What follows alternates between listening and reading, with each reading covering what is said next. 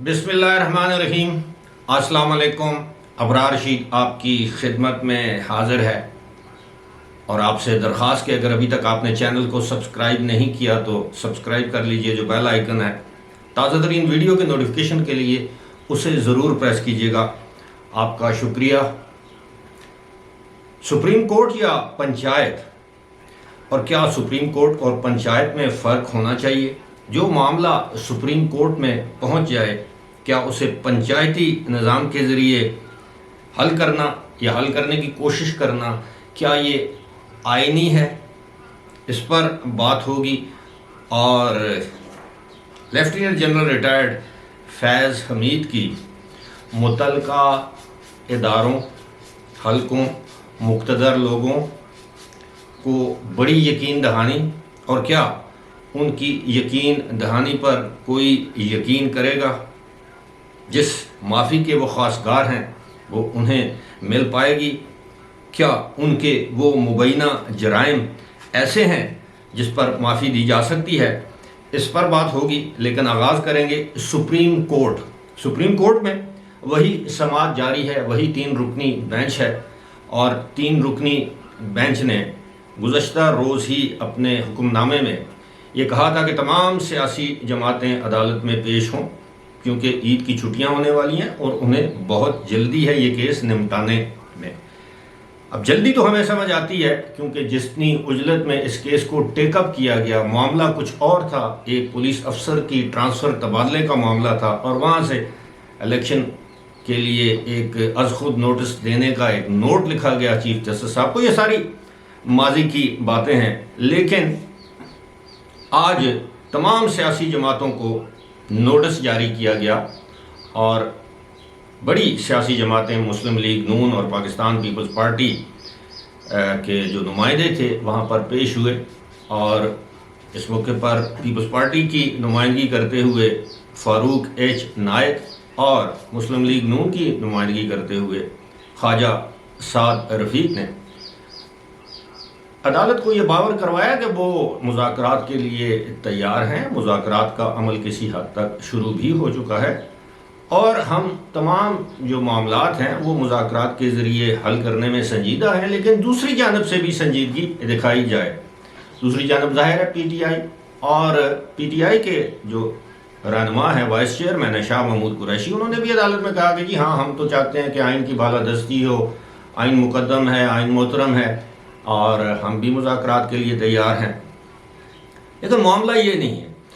मामला तो ये है कि गुज़श्ता 1 महीने से इमरान खान और PTI ख़ुद मुज़ाकरात की बातें करते रहे हैं। ये उनकी ख्वाहिश रही है। जमात इस्लामी के अमीर सिराजुल हक इसमें पेश रहे हैं, और अब ये बेड़ा जो है वो सुप्रीम कोर्ट ने उठा ली। सुप्रीम कोर्ट से मुराद इस 3 रुकनी बेंच ने उठा लिया। अब जाहिर है, कहा यह जाता है कि उन्हें भी एक फेस सेविंग चाहिए। वो जो फैसला उन्होंने दे दिया उससे वो पीछे जा नहीं सकते। अब वो चाहते हैं कि मुज़ाकरात के ज़रिए सियासी जमातें ये कज़िया जो है इलेक्शन का 1 दिन कराने का, इस पर किसी नतीजे पर पहुंच जाएं।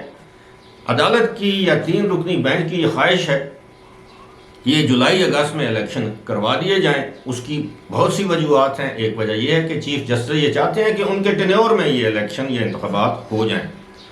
तो अगर 1 दिन इंतखाबात करवाने हैं तो क्या बजट के बाद कौमी असम्बली को तहलील किया जाएगा?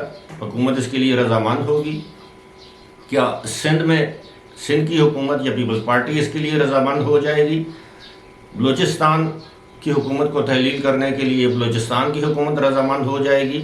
ये $1 मिलियन क्वेश्चन है। और मामला ये है कि अगर इनको रजामंद करने के लिए दबाव डाला जाता है तो क्या ये जमातें उस दबाव में आएंगी? इसका फ़ायदा किसको, नुकसान किसको? बात वही कि आपने 100 प्याज भी खाए और 100 छितर भी या लितर भी, जो भी आप उसको नाम दे दें। लेकिन मैं समझता हूँ कि ये सुप्रीम कोर्ट का ये इख्तियार नहीं होना चाहिए। जब आपने आइन के मुताबिक एक फ़ैसला दे दिया है, कोई माने या ना माने, तो फिर आप उसके साथ उस फैसले पर कायम रहें। ये पंचायती निज़ाम ही अगर चलाना होता तो फिर तो ये हर गांव, गोठ, करिया, मोहल्ले, शहर की सतह पर पंचायतें तो होती हैं। تو کیا سپریم کورٹ پنچایت کا نظام سپریم کورٹ کے اندر رائج کرتی ہے؟ ایسے ہی ہے کہ دو پارٹیاں سپریم کورٹ میں جائیں، ایک جانب قتل ہوئے ہیں، دوسری جانب وہ مقتول فیملی ہے، وہ انصاف کے لیے جائے اور عدالت ان سے کہے کہ جناب آپ آپس میں تصفیہ کر لیں، کمپرومائز کر لیں، راضی نامہ کر لیں، یا ان کو ترغیب دی جائے۔ اسی طرح فیملی کورٹس میں ضرور ہوتا ہے، میاں بیوی کی ناچاکی ہو گئی تو وہ فیملی کورٹ کا جج یا خاتون جج ان سے کہتی ہے کہ جی آپ کو ایک آخری موقع دیتے ہیں، ایک کمرے میں ان کو بٹھا دیا جاتا ہے کہ آپ آپس کے معاملات طے کر لیں کہ معاملہ طلاق یا خلا تک نہ پہنچے۔ ایسا ہم نے دیکھا ہے، ہوا بھی ہے، کامیاب بھی ہوا ہے۔ لیکن سپریم کورٹ میں یہ کہنا کہ جناب آئیں، نوٹس دینا، اور سیاسی جماعتیں جب وہ کیس سنا جا رہا تھا اس وقت سیاسی جماعتوں کے نمائندوں یا ان کے وکلاء کو نہیں سنا گیا، ان کو ریپرزنٹیشن کا حق نہیں دیا گیا۔ عجلت میں ایک فیصلہ کر دیا گیا، فیصلہ اب گلے پڑ گیا۔ اب یہ بھی کہا جا رہا ہے کہ جناب اب یہ جو سارا معاملہ ہے یہ فیض حمید کا جو معافی کا جو معاملہ ہے اس سے جڑا ہوا ہے، اور اس کی بھی ابھی تک کسی جانب سے تردید نہیں آئی۔ اب کہا یہ جاتا ہے کہ جناب سپریم کورٹ کے یہ جو 3 جج صاحبان ہیں یہ اپنے فیصلے پر اٹل ہیں، یہ کسی کا فیصلہ نہیں مانیں گے، اور کچھ لوگ یہ بھی کہتے ہیں کہ جناب ایک ایگزیکٹو آرڈر ہے اس کو واپس لیا جا سکتا ہے، عید کی تعطیلات جو ہیں بڑی اہم ہیں، پتہ نہیں کیا ہوگا کیا نہیں ہوگا۔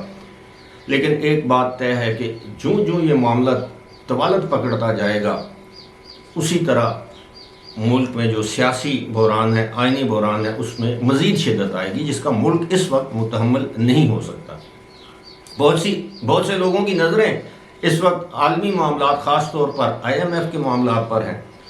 اب صورتحال یہ ہے کہ گزشتہ روز ہی سپریم کورٹ کے جو چیف جسٹس ہیں انہوں نے ایک جانب کہا کہ جناب انہیں دی جانے والی بریفنگ بڑی مدلل تھی، امپریسو تھی، دوسری جانب انہوں نے ٹانٹ کیا کہ جناب آپ بند کمرے میں فیصلوں کے بعد آپ آ کے ہمیں بریفنگ دیتے ہیں، پہلے نہیں دی، حالانکہ پہلے وزارت دفاع نے کہا تھا کہ جی ہم آپ کو ان کیمرہ یعنی بند کمرے میں بریفنگ دینا چاہتے ہیں، اور آپ نے وہ بریفنگ لینے سے انکار کر دیا تھا۔ ایک سیلڈ انویلپ آپ کو دیا گیا تھا، 10 بجے 12:30 بجے 2.5 گھنٹے کے بعد آپ نے فیصلے کا اعلان کر دیا بغیر اسے پڑھے، اور یوں آپ نے کہا کہ جناب آپ کھلی عدالت میں، یعنی فوج کے جو افسران تھے، یعنی انٹیلیجنس کے افسر جو تھے، DGISI اور DGMO، آپ نے کہا کہ جناب آپ نے بھری عدالت میں بریفنگ دینے سے انکار کر دیا اور بند کمروں میں بریفنگ دیتے ہیں۔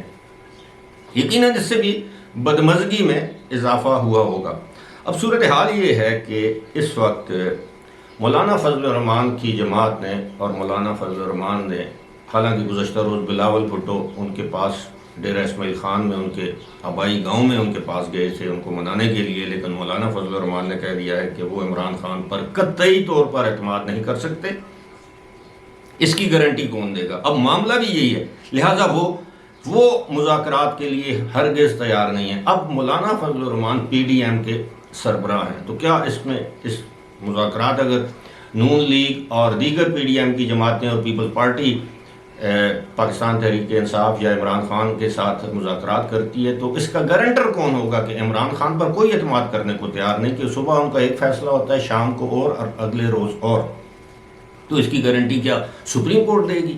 اس کے اوپر بھی کوئی مانیٹرنگ جج بٹھایا جائے گا کہ جناب جو مذاکرات کی مانیٹرنگ کرے؟ ایسا قانون میں، آئین میں کہیں نہیں لکھا۔ اور کیا PDM ٹوٹ پھوٹ کا شکار ہو جائے گی؟ کیا مذاکرات طول دینے کے لیے معاملے کو یہ سب کچھ کیا جا رہا ہے تاکہ جناب زیادہ سے زیادہ ٹائم بائے کیا جائے اور حالات دوسری طرف چلے جائیں؟ لیکن ساتھ ہی ساتھ عدالت مصر ہے کہ 14 مئی کو ہی انتخابات ہونے ہیں۔ کیسے ہونے ہیں یہ کسی کو معلوم نہیں، کہ کیا اسی طرح خلائی مخلوق آئے گی، وہی بیلٹ پیپر چھپوائے گی، وہی الیکشن کے انتظامات کرے گی، وہی سیکیورٹی کے انتظامات کرے گی، اور وہی خلائی مخلوق جو ہے وہ ایک پارٹی کو ووٹ دے گی۔ اب جناب آتے ہیں فیض حمید، لیفٹیننٹ جنرل ریٹائرڈ فیض حمید نے اپنے ادارے کے جو حکام بالا ہیں ان کو یہ یقین دلایا ہے کہ جناب آج سے میں عمران خان یا پروجیکٹ عمران خان سے لا تعلقی کا اعلان کرتا ہوں۔ یہ گزشتہ روز جو میں نے ایک ویڈیو کی تھی اس میں میں نے آپ کو بتایا تھا، حسن ایوب جو جرنلسٹ ہیں انہوں نے اس بات کا دعویٰ کیا تھا۔ اب صورتحال یہ ہے کہ کیا معاملہ یہ ہے کہ کیا فیض حمید کی یقین دہانی پر کوئی یقین کرنے کو تیار ہے؟ اس کا جواب ہے نفی میں، اور جواب نفی میں ایسے ہے کہ کوئی ان پر یقین اس لیے نہیں کر سکتا کہ ماضی میں انہوں نے متعدد لوگوں کے ساتھ کیے گئے وعدے، یقین دہانیاں جو کی تھیں ان کی خود ہی خلاف ورزی کی، وعدے توڑ دیے، یقین دہانیاں جو کی تھیں وہ ان پر قائم نہیں رہے۔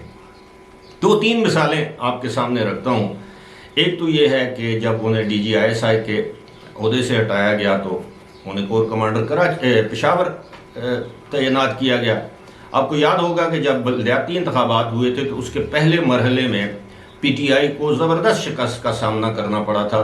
صوبے کے جن علاقوں میں بلدیاتی انتخابات ہوئے تھے پی ٹی آئی کے 80% امیدوار جو ہیں وہ الیکشن ہار گئے تھے۔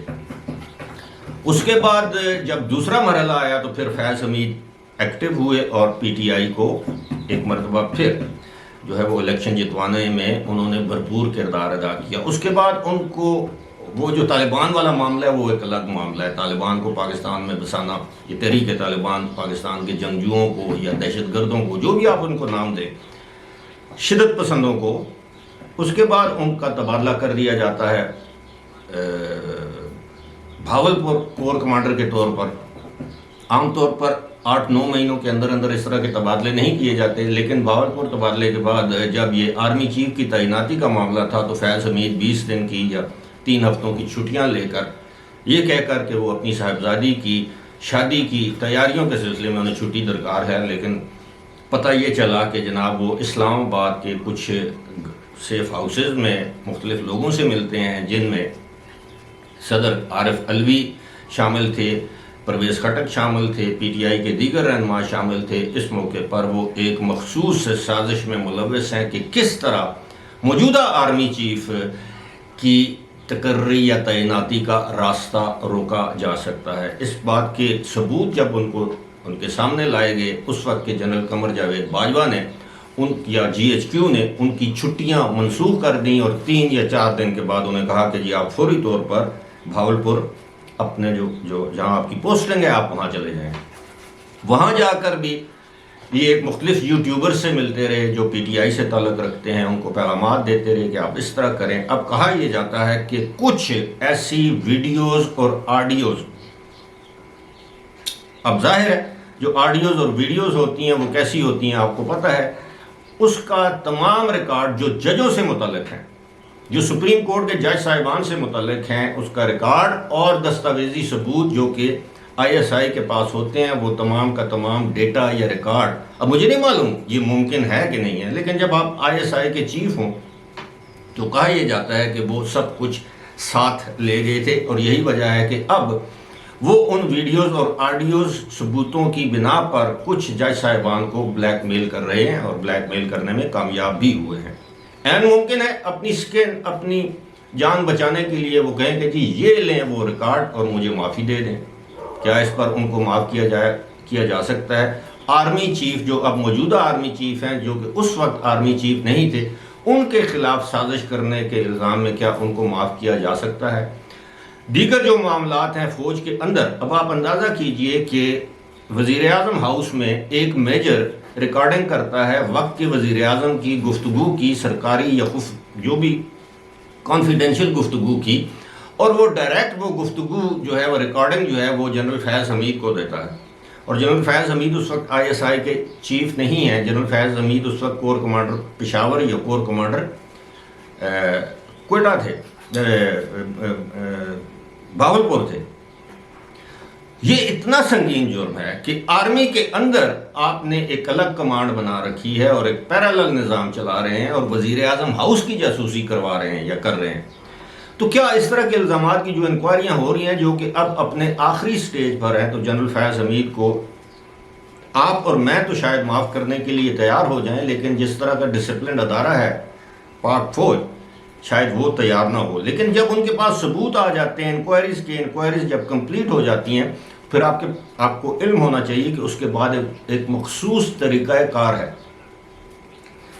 جب انکوائری انٹیروگیشن میں بدلتی ہے، اور انٹیروگیشن اس وقت ہوتی ہے جب جیگ برانچ جو ہوتی ہے جی ایچ کیو کی، تو وہ جج ایڈوکیٹ جنرل برانچ جسے کہتے ہیں، وہ ایک باقاعدہ چارج شیٹ جاری کرتی ہے. اس کے بعد S I B special interrogation یا انویسٹیگیشن برانچ ہے، جو ایم آئی ملٹری انٹیلیجنس کے ماتحت ایک ادارہ ہے. اور پہلے بھی ایک ویڈیو میں پرانی بات ہے، میں ذکر کر چکا ہوں، اس کا ہیڈ کوارٹر کہاں ہے. اس کا ہیڈ کوارٹر ہے، یا اس کو آپ یہ کہہ لیں کہ جو انٹیروگیشن سینٹر ہے وہ راولپنڈی میں جو اے ایف آئی سی ہے، armed forces institute of cardiology, اس کے قریب واقع ہے. اور جب ایف ایس آئی بی کے پاس آپ چلے جاتے ہیں تو پھر آپ کو پتہ ہے، جو لوگ فوج میں ہیں انہیں پتہ ہے کہ ایس آئی بی کا مطلب کیا ہوتا ہے. اس وقت بھی ہماری اطلاعات کے مطابق بہت سے ریٹائرڈ اور سرونگ فوجی افسران جو ہیں وہ ایس آئی بی میں انٹروگیٹ ہو چکے ہیں. ان کے خلاف باقاعدہ اس وقت فوج کے اندر کارروائی جاری ہے، جو فوج کا اپنا طریقہ کار ہے. ان کا کورٹ مارشل ہوتا ہے، نہیں ہوتا، یا ان کو بری کیا جاتا ہے، یا فوج سے ریٹائر کر دیا جاتا ہے، جبری ریٹائر کیا جاتا ہے، یا ان کو ان کے کیے کی سزا دی جاتی ہے اگر ثبوت مل جاتے ہیں. تو اسی صورتحال کا سامنا کرنا پڑ سکتا ہے لیفٹیننٹ جنرل ریٹائرڈ فیض حمید کو. اب یہ بھی ہو سکتا ہے کہ فیض حمید یہ کہیں کہ انہوں نے جو کچھ کیا ہے وہ تو اس وقت کے آرمی چیف کے کہنے پر کیا تھا. تو پھر کیا اس وقت کے آرمی چیف کے خلاف کوئی انکوائری ہوگی، کارروائی ہوگی؟ میرا ذاتی خیال ہے کہ بظاہر ایسی کوئی کارروائی نہیں ہوگی، لیکن یہ ہے کہ ان کو باور ضرور کروا دیا گیا ہے. اور بہت سے ایسے معاملات ہیں. لہٰذا میں یہ سمجھتا ہوں، میں نہیں، بہت سے لوگ یہ سمجھتے ہیں کہ اس وقت جنرل فیض حمید بے شک یہ کہہ دیں کہ وہ عمران خان یا پروجیکٹ عمران خان سے دستبردار ہو چکے ہیں، کوئی ان کی بات پر یقین کرنے کو تیار نہیں ہے. ان کے خلاف جو انکوائریز ہو رہی ہیں، فوج ایسا ادارہ نہیں ہے، سویلین ادارہ نہیں ہے جہاں پر آپ کی میری کسی عزیز رشتہ دار کی سفارش چل جائے یا کوئی پیسہ چل جائے اور آپ اسکاٹ فری جسے کہتے ہیں، آپ وہاں سے جان چھڑا کے ہانکی ڈوری جسے کہتے ہیں کہ ہنستے بستے خوشحال زندگی گزاریں. ایسا فوج میں نہیں ہوتا، نہ ہونا چاہیے، کیونکہ فوج ایک ڈسپلن ادارہ ہے. اب دیکھنا یہ ہے کہ موجودہ چیف جسٹس جو ہیں وہ جسٹس عمر عطا بندیال، وہ اپنی کیا لیگیسی چھوڑ کر جاتے ہیں. لیگیسی آپ سمجھتے ہیں میراث ہوتی ہے، اور جس طرح ہر گھر میں کسی فرد کی، کسی خاندان میں کسی فرد کی ایک لیگیسی ہوتی ہے جو بڑا اصول پسند تھا، بڑا دبنگ انسان تھا، وہ کسی کے سامنے جھکنے والا نہیں تھا، یہ اس کی لیگیسی ہوتی ہے. دوسری جانب ایک ایسا شخص ہوتا ہے جسے ہم کہتے ہیں لائی لگ تھا، اپنی بات، اپنی عقل استعمال نہیں کرتا تھا، کسی دوسرے کے کہنے پہ فیصلے کرتا تھا. تو اس طرح کی لیگیسی آپ دیکھتے ہیں. کیا یہ پنچایتی لیگیسی چھوڑ کر جائیں گے یا قانون اور آئین کی حکمرانی کی لیگیسی چھوڑ کر جائیں گے؟ وقت بتائے گا، اور جلد یہ فیصلہ ہونے والا ہے. فی الحال مجھے دیجیے اجازت. خدا حافظ.